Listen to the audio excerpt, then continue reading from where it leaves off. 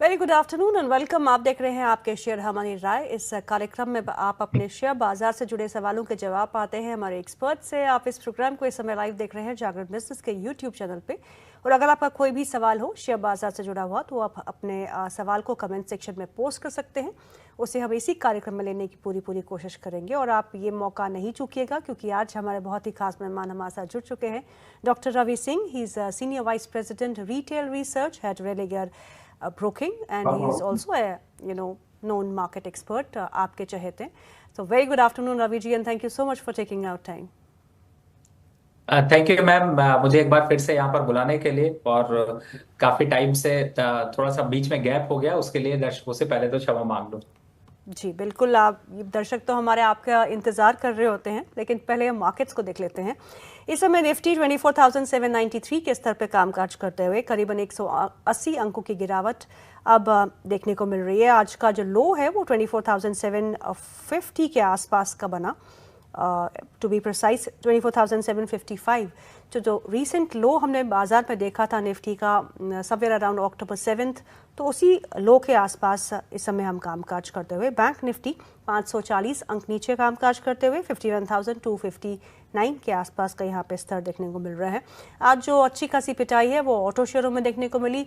Two wheelers जो काफ़ी अच्छा प्रदर्शन हम देख रहे थे as far as the price performance is concerned, वहाँ पे आज तेज मुनाफा वसूली देखने को मिल रही है। Post Bajaj auto numbers, Bajaj auto में आज गिरावट है 10% से ज़्यादा की। हीरो मोटोकॉर्प में भी आज गिरावट देखने को मिल रही है। साथ में चुनिंदा 4 व्हीलर सेगमेंट में, चाहे वो M&M हो, मारुति हो या टाटा मोटर्स हो, वहाँ पे भी गिरावट के साथ ही समय कामकाज हो रहा है। आपकी स्क्रीन पे डेलो पे बजाज ऑटो कामकाज करते हुए करीबन 12% की गिरावट यहाँ देखने को मिल रही है।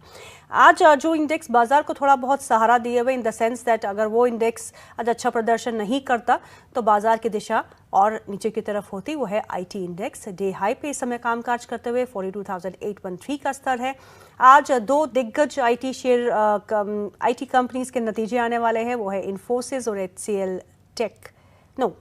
HCL टेक के नतीजे आ चुके हैं। विप्रो, तो दो कंपनीज जिन पे नजर रहेगी। इन्फोसिस आपके स्क्रीन पे डे हाई पे कामकाज करते हुए 1971 का स्तर, करीब 3% का इजाफा। विप्रो को भी देख लेते हैं एक बार। विप्रो में भी अच्छी खासी मजबूती हम देख चुके हैं और ये काउंटर भी इस समय लाल निशान में कामकाज करते हुए थोड़ा बहुत, आई मीन इट्स मोर और लेस फ्लैट, लेकिन नतीजों के बाद देखना होगा कि क्या असर देखने को मिलता है। नेस्ले के नतीजे आ चुके हैं। As far as the base line is concerned, it is intact as per expectations, लेकिन वॉल्यूम ग्रोथ को लेके जो है चिंताएं अभी भी बनी हुई है। चलिए आप सीधा चलते हैं रवि सर के पास। रवि जी, आप बताइए पहले, इन्फोसिस, विप्रो, नेस्ले के नतीजे आ चुके हैं, इन्फोसिस और विप्रो के नतीजे आने वाले हैं। तीनों ही स्टॉक्स आपको कैसे लगते हैं and what are your expectations? देखिए, सबसे पहले तो हम इन्फोसिस की बात कर लेते हैं। इस समय चूंकि उसके रिजल्ट को लेकर के काफी हद तक स्पेकुलेशन देखने को मिल रहा है और उसी हिसाब से वोलेटिलिटी भी है। इसमें कोई डाउट नहीं कि हमें इन्फोसिस का जो रेट 1970 आ रहा है, ये अभी 2000 तक जाता हुआ नजर आएगा और 2000 पे आके प्रॉफिट बुकिंग हावी हो सकती है और मैक्सिमम रेजिस्टेंस 2020 का यहाँ पर देखने को मिलेगा। तो मुझे ऐसा लगता है कि इन लेवल्स पर एक बार प्रॉफिट बुक कर लेना चाहिए, क्योंकि रिजल्ट के बाद इसमें वापस से गिरावट के संकेत देखने को मिल सकते हैं। तो फिलहाल अभी की स्ट्रैटेजी के हिसाब से यहाँ पर एक बार अगर आपने बाय किया हुआ है तो प्रॉफिट बुक करना चाहिए, और अगर आप फ्रेश कुछ करना चाहते हैं तो उसको अवॉइड रखिए, क्योंकि मार्केट में थोड़ा सा करेक्शन जोन है और करेक्शन पे वापस से 1850 के लेवल आपको देखने को मिलेंगे। दूसरे स्टॉक की बात करें विप्रो की, विप्रो में भी कुछ हालात ऐसे ही हैं, लेकिन फिर भी विप्रो थोड़ा सा ज्यादा स्ट्रांग दिखाई दे रहा है। और स्ट्रांग की बात करें तो विप्रो का अपसाइड जो मूव है वो मुझे ऐसा लगता है 550 के आसपास आके थक जाएगा। तो 550 के आसपास आता है तो एक बार एग्जिट करना बनता है। बहुत ज्यादा अपसाइड यहां से नहीं होगा, मार्केट के सेंटीमेंट पे इतना ज्यादा सपोर्ट नहीं दिखाई दे रहा। नेस्ले में जरूर यहाँ पर एग्जिट की राय है। फ्रेश शॉर्ट होता तो यहाँ पर जरूर करते, लेकिन फिलहाल आपको फ्रेश शॉर्ट थोड़ा अवॉइड रखना है। लेकिन फिलहाल एग्जिट होने की ही राय है, क्योंकि मुझे ऐसा लगता है 5 से 8% की गिरावट अभी नेस्ले में और देखने को मिल सकती है। तो ये तीनों काउंटर पे अब सेल है, बड़ा मुश्किल है कि यहाँ पर ट्रेड किया लिया जाए। एक काउंटर है जिसे मैं याद दिलाना चाहता हूँ, वो है बिरला सॉफ्ट, जिसे आप करंट लेवल पर भी प्लस करके चल सकते हैं 605 606 रुपए पे। टारगेट होगा 620 का और स्टॉप लॉस रखिएगा 598 रुपए का। सामने ही आ रहा है 608, तो बाय कर सकते हैं, इसमें थोड़ी एक्सपेक्टेशन ज्यादा यहां पर मिल सकती है। तो देखिए, आपने प्रोग्राम के शुरुआत में ही रवि सर ने आपको एक राय भी दे दी और आप इससे मुनाफा भी कमा सकते हैं। So please stay tuned in. चलिए अब सवाल जवाब का सिलसिला हम शुरू करते हैं और पहला सवाल जो है वो अभी की तरफ से है। बजाज फिनसर्व है उनके पास। I was looking for target of 2200, holding from past 2 years, what to do on this, my holding price is 1650। 1650 में खरीदा है, 2200 का टारगेट लेके चल रहे थे, अभी भी होल्ड कर रहे हैं और 2 साल से होल्ड करे रखे हैं, क्या करना चाहिए?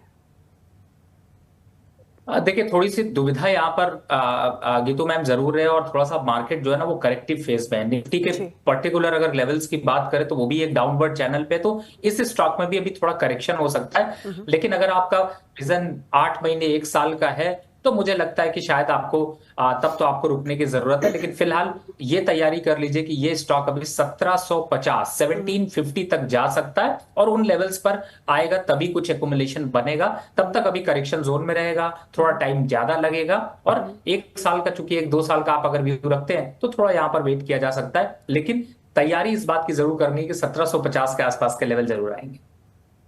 यानी कि रवि जी, आप थोड़ा बहुत मार्केट्स को लेके सतर्क है, कॉशियस है, आपको लगता है कि नीचे के लेवल्स हमको देखने को मिल सकते हैं? बहुत अच्छी बात कही आपने। देखिए, ऐसे में मेरा पॉइंट यही है कहने का कि जब मैं देख रहा हूं कि मार्केट पे थोड़ा करेक्शन है, तो पहली बात है बहुत अग्रेसिव यहां पर बाय नहीं करना है। दूसरी बात है कि जिन स्टॉक्स में, सपोज करिए कि किसी स्टॉक में आपने प्रॉफिट देखा था 5% और घट के अब रह गया सिर्फ 1% का, मुझे लगता है वो 1% ले लेना चाहिए, क्योंकि इस समय मार्केट पे जो डिप दिखाई दे रहा है वो शायद 5% का डिप दिख सकता है। तो अगर डिप दिख रहा हो तो मुझे लगता है कि यहां पर प्रॉफिट बुकिंग जरूर करनी चाहिए, या फिर एक स्टॉक का फंड खाली रखिए जिससे कि डिप आए तो वहां पर बाइंग एक्युमुलेशन कर पाए। जी, अनुज सिंह जी का सवाल है और ये सवाल है जेंसॉल इंजीनियरिंग पे।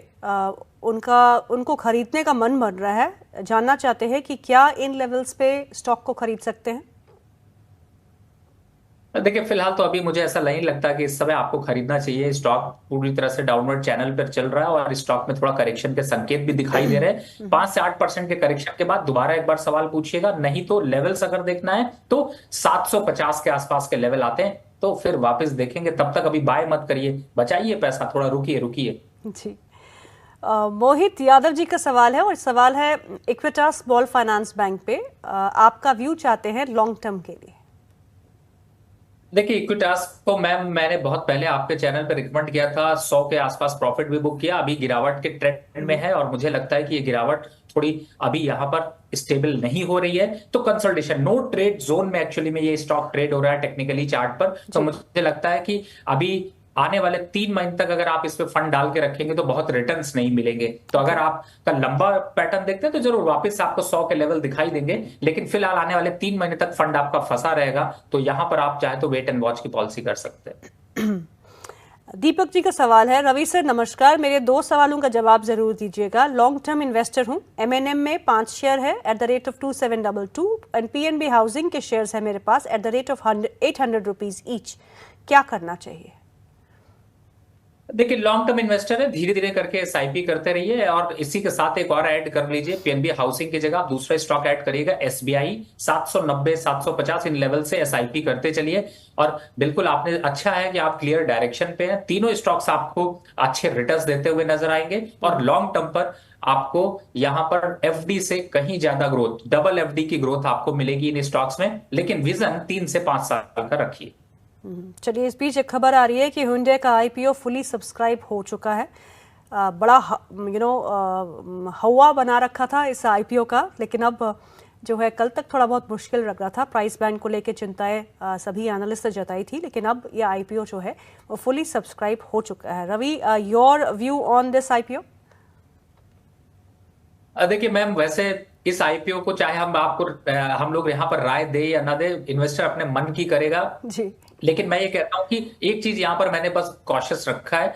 जैसे होता था कि कभी कोई आईपीओ आता था तो हम लोग क्या करते थे कि पूरे फैमिली के अकाउंटों का पैसा इकट्ठा करके सब अप्लाई करते थे कि राइट। 10 अकाउंट है, 10 ढूंढ लिया। जी। इस वाले में आपको बस करना ये है कि आपको जलना है, लेकिन सिर्फ अपना ये एक अकाउंट डालिए, टेस्ट करिए, लेकिन मजा नहीं आएगा, ये मैं श्योर हूं। तुम आप समझ रही हैं कि आईपीओ में देखिए कई चीजें हैं, मैं जी। आपको कुछ चीजें यहां पर हाईलाइट कर देता हूं नंबर्स के टर्म पे। जी। पहली बात है कि कंप्लीट ओएफएस जो आ रहा है उसमें कंपनी इंफ्रास्ट्रक्चर लेकर के या फिर अपने ग्रोथ स्ट्रक्चर को लेकर बहुत क्लियर नहीं दिया। दूसरा, सेल्स का प्रेशर यहां पर दिखाई दे रहा है, ओवर वैल्यूड थोड़ा सा लग रहा है, लेकिन ऑब्वियसली है कि मार्केट पे चल रहा है, लोग कंपैरिजन मारुति से कर रहे हैं, लेकिन मारुति 25 साल 20 साल से लिस्टेड है, ये आज लिस्ट हो रहा है, तो ऐसा नहीं है। तो मुझे ऐसा लगता है कि थोड़ा सा इन्वेस्टर को कॉशियस रहना चाहिए, और बड़े जब भी इस तरह के आईपीओ आते हैं तो जनरली लोगों को हार्ट ब्रेक ज्यादा होता है। तो मुझे लगता है कि आप एक आध दो लॉट लगाना चाहे एक आध लॉट लगा लीजिए, लेकिन अग्रेसिव कूदने की जरूरत नहीं है, आपके ऑप्शंस बहुत मिलेंगे। मार्केट अभी डाउनवर्ड चैनल पर है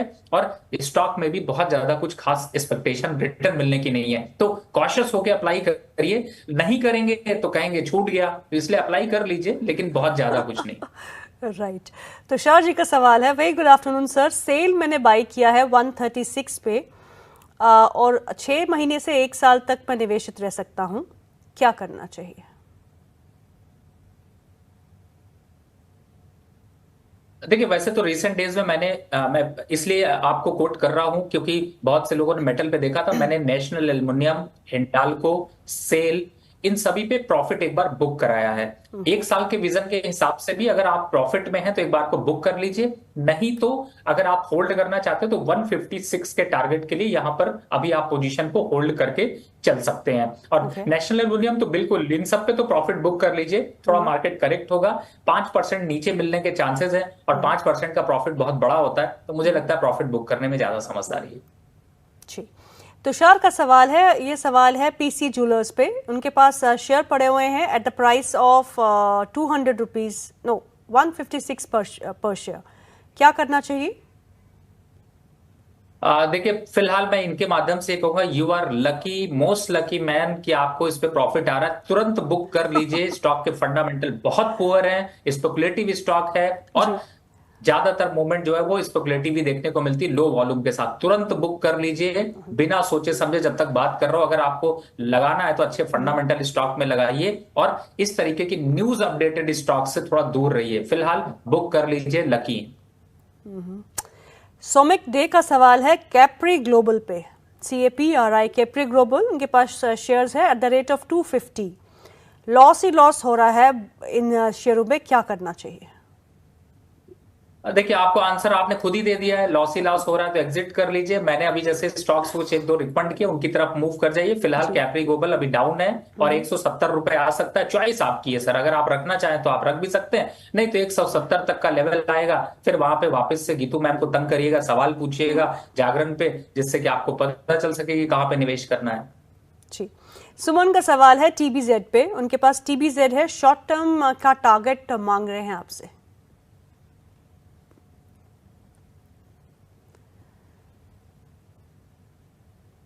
can you hear me Ravi? I think हमारा संपर्क जो है वो रवि जी से नहीं हो पा रहा, टेक्निकल फॉल्ट की वजह से। तब तक हम मार्केट्स ही देख लेते हैं। और निफ्टी इस समय डे लो के आसपास ही कामकाज करते हुए, लेकिन अपने उन लेवल्स को होल्ड कर रहे हैं। 24,750 का लेवल अभी तक ब्रेक नहीं हुआ है, इट्स होल्डिंग अप, बट जो आज का डेंट है उसको देखते हुए लगता है कि most of the analysts are predicting 24,450 के आसपास का लेवल भी हमको शॉर्ट टर्म में देखने को मिल सकता है। अनिश्चितताएं बहुत है, मिडिल ईस्ट का टेंशन बढ़ सकता है और क्रूड पे दबाव पड़ सकता है, वो एक चिंता है। चाइना में स्टिमुलस की अनाउंसमेंट्स हो रही है और FIIs का रुख कुछ शॉर्ट टर्म के लिए चाइना की तरफ चला गया है, वो एक इम्पैक्ट हम पे आ रहा है क्योंकि FII की सेलिंग जो है वो लगातार इस बाजार में देखने को मिल रही है। बैंक निफ्टी आपके स्क्रीन पे है, 51,220 के आसपास का स्तर है, यहाँ भी करीबन 1.25% की गिरावट देखने को मिल रही है। आज जो काउंटर्स अच्छा प्रदर्शन कर रहे हैं उनमें सिर्फ IT स्टॉक शामिल है और इन्फोसिस के नतीजों से पहले 3% का इजाफा इस स्टॉक में देखने को मिल रहा है। निफ्टी IT इंडेक्स आपकी स्क्रीन पे है, इन्फोसिस में करीबन 3% का इजाफा, 1975 के आसपास का स्तर है। टेक महिंद्रा, SBI और बैंकिंग स्टॉक्स में सिर्फ SBI है जो आज एक हरे निशान में कामकाज कर रहा है 1.5% का इजाफा लेके। आपकी स्क्रीन पे Infosys at day high, Tech Mahindra is also at day high 1698 के आसपास का स्तर देखने को मिल रहा है। Power Grid again is showing some kind of a green momentum और एलएनटी में भी इजाफा देखने को मिल रहा है। और आज लूजर्स में यहाँ पे सबसे ऊपर बजाज ऑटो 11.5% की गिरावट देखने को मिल रही है। Nestle India, Shriram Finance, M&M, Hero Moto, ये कुछ अन्य काउंटर्स जहाँ पे एक गिरावट का रुख जो है वो बना हुआ है। तो we are trying to connect with doctor Ravi. Doctor Ravi हमसे जुड़ेंगे थोड़े से ही देर में। कुछ इंटरनेट इश्यूज जो है वो क्रॉप अप हुए हैं। चलिए एक नज़र डालते हैं आज मेटल सेक्टर पे क्या हलचल देखने को मिल रहा है। मेटल स्पेस में आज जो गेनर्स के साथ कामकाज कर रहे हैं उसमें नाल्को सबसे ऊपर है, करीब 5% का इजाफा आप देखने को मिल रहा है। 228 के आसपास का स्तर है। APL अपोलो में भी करीबन 1% का इजाफा है। हिंडाल्को भी हरे निशान में कामकाज करते हुए, और वेल्सपन कॉर्प में भी 1% का इजाफा इस समय देखने को मिल रहा है। So metal space has been buoyant for quite some time. काफ़ी एक मोमेंटम जो है हमने मेटल स्पेस में देखा है। लेकिन अभी हम डॉक्टर रवि से जब बात कर रहे थे तो उनका साफ साफ स्पष्ट रूप से यही कहना था कि आप मुनाफा वसूल लें। नाल्को जहाँ पे काफ़ी अच्छा एक मूव हमने देखने को मिला है, और you know the stock has been really doing very well. तो नाल्को में उन्होंने कहा कि आप इन लेवल्स के आसपास मुनाफा वसूल सकते हैं, क्योंकि he is expecting the markets to correct another 5%। 5% तक की करेक्शन तो हम देख चुके हैं, 5.5% की from the peak that Nifty made. उसके बाद एक और एडिशनल 5% की करेक्शन वो इन लेवल से भी देख रहे हैं। So means that we are due for 10% correction from the peak for Nifty. पर देखना ये होगा कि आज की क्लोजिंग कैसे आती है और निफ्टी जो है वो आज के लिए बंद कैसे होता है। मेरे प्रोड्यूसर से पूछना पड़ेगा कि क्या रवि जी हमारे साथ जुड़ चुके हैं या नहीं, कि अभी भी दिक्कत आ रही है। लगता तो यही है कि दिक्कत जो है थोड़ी बड़ी सी है, you know, but then connectivity is always an issue with us, so we'll have to look into it. Ravi sir आ गए हैं क्या? So Ravi sir is not with us, we are not getting him. Okay, so that means that Ravi sir का जो internet connection है वो down है, सो वो हमें नहीं मिल पाएंगे। कोशिश करते हैं, तब तक मैं एक छोटा सा ब्रेक ले लेती हूँ। कोशिश करते हैं अगर वो हमको मिलते हैं तो विल गेट बैक। पर आप अपने सवाल जो है उनको भेजते रहिए, कमेंट सेक्शन में पोस्ट करते रहिए, उसे हम ज़रूर लेने की कोशिश करेंगे। Any question that you have related to stock market or your future positions or your derivative position, you can post in